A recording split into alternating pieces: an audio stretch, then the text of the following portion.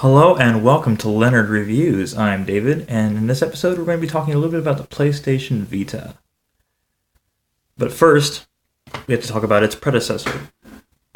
The reason I'd like to talk about, in general, the PlayStation Portable, PlayStation Vita series is that it's really the only portable console that has really stood a chance against Nintendo's juggernaut, the Game Boy and the DS.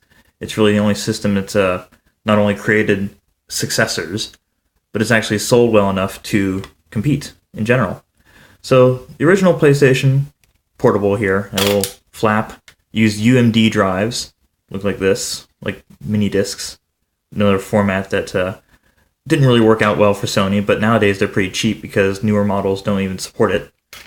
But it only had one analog nub. That was one big complaint about this. The fact that it was just a nub, too. It kind of slid, and sometimes you had to take the whole unit apart to get it back into working order. And this one is actually broken. It was given to me by a friend because they broke it won't actually read discs. The actual memory stick slot is over here, and it used standard memory stick duo cards. So that's that. I eventually bought for myself a slim version. So that's the first one. This is the second edition. It's got a little Darth Vader on the back there, and it's obviously slimmer, lighter. It's got the these are for certain cameras, certain other devices, add-ons. You can actually screw onto the top here, and it has a little Wi-Fi switch on the top there. That's pretty good. Still the same one analog stick. Still as you move the memory stick slot upward instead of downward. And it's got this interesting little thing, video out, down here. If you have the right cable, you can do composite or component video out and capture streams, which at some point I might do.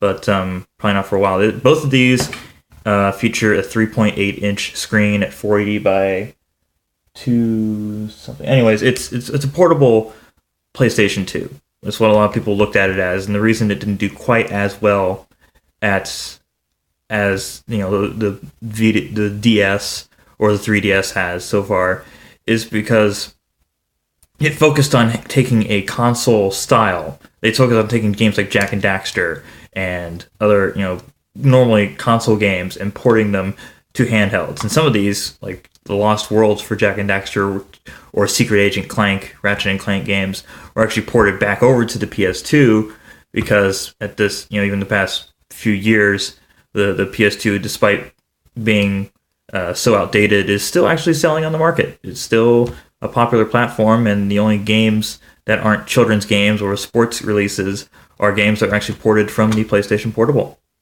And the fact that this actually still has some games coming out for it is pretty impressive.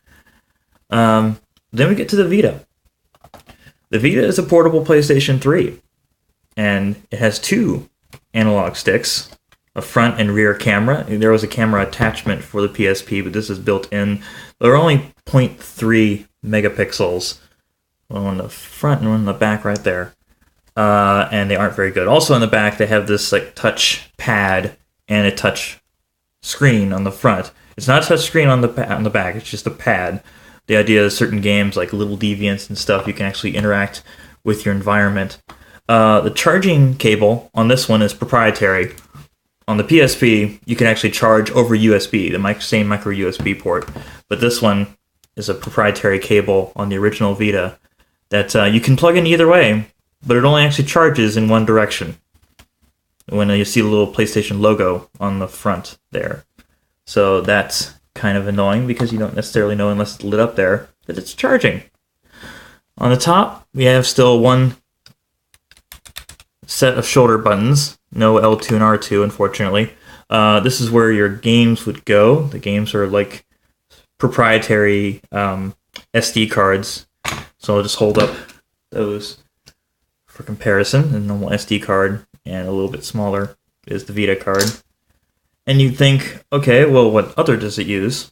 What other forms of storage, if not that? It has down here, there's a slot for its proprietary PS Vita card. And the PS Vita card looks a lot like a micro SD card. As you can see, here's micro SD, here's a Vita card.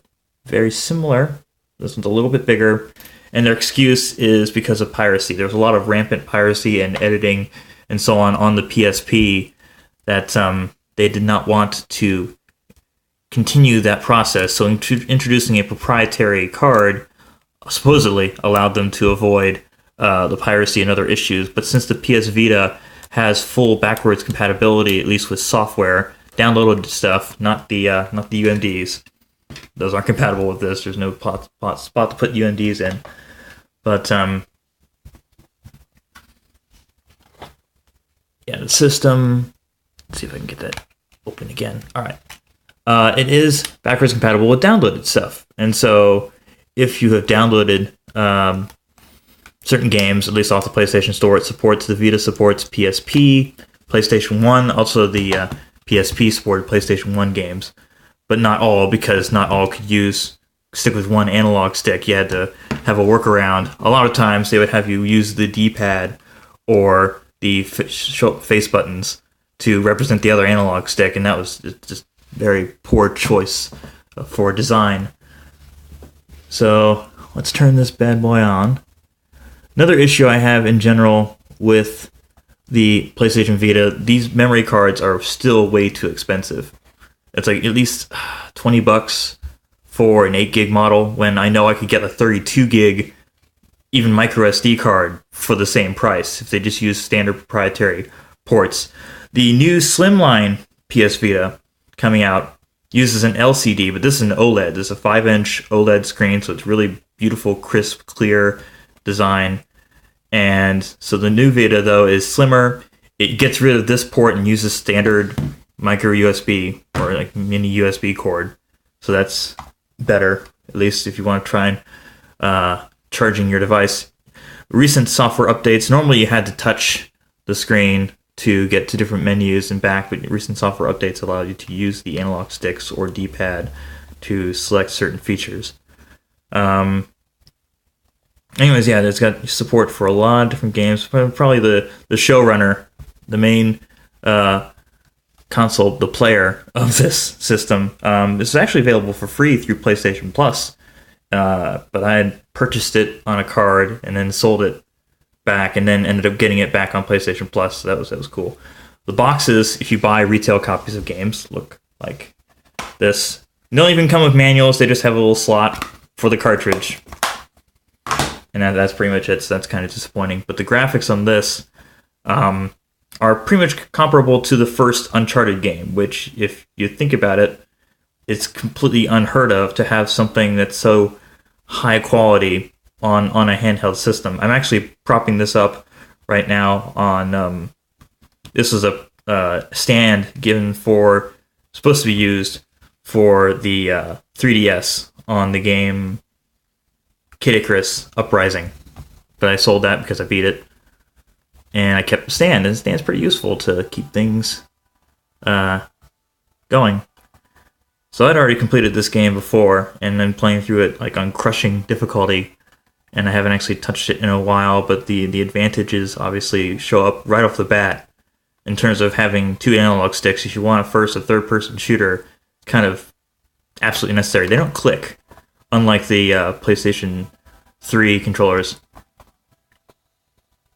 There's also features I'll get into later that have been recently added. A lot of people have been buying the Vita because of its connectivity with the PlayStation 4.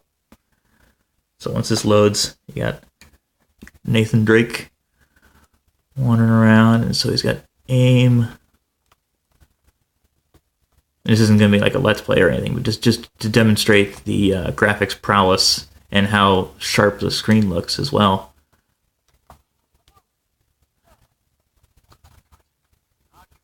Okay. Aim. There we go. And there's also trophies on the system too. Unlike the PlayStation Portable, they've got full trophy support and integration. And that didn't work out well, so I'm going to probably just exit out of it. And it's a nice thing too, you can also have like multiple apps running at once if you want to like just put on settings. And I guess one thing a lot of people have been looking for most recently, if I go turn on the old Wi-Fi and connect, Because it has Wi-Fi, it has Bluetooth. Don't bother getting the 3G version. The 3G version is a complete waste of money and time and effort and everything. It's just embarrassing. But there's a feature in here called PS4 Link. Now, currently my PS4 is off, but at least it's on the same network. So maybe, just maybe, I can remote play. That was another feature. The PSP could remote play with the PlayStation 3, but it didn't really work out that well in general. Internet. Yeah, it's supposed to also have the online feature too, so it may take a little bit to search. I'm just probably going to cancel and keep this going, spice it together later.